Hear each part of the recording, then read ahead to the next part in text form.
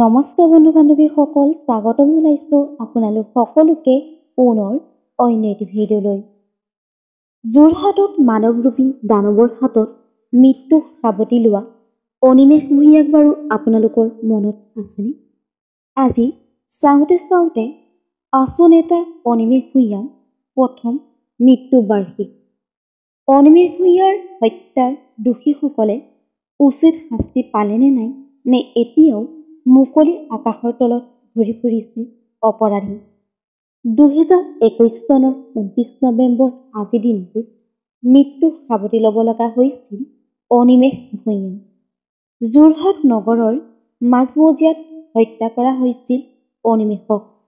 আমিও আমাৰ চেনেলৰ পৰা আছুৰ নেতা অনিমেষ ভূঞাৰ আত্মাৰ চিৰশান্তি কামনা কৰিলোঁ আৰু দোষীয়ে যাতে উচিত শাস্তি পায় তাৰে কামনা কৰিছোঁ। বন্ধু বান্ধৱীসকল, ভিডিঅ'টো আছিল ইমানেই। আশা কৰিলোঁ ভিডিঅ'টো চাই ভাল পালে তেন্তে লাইক, কমেণ্ট, শ্বেয়াৰ আৰু ছাবস্ক্ৰাইব কৰি দিবলৈ নাপাহৰিব।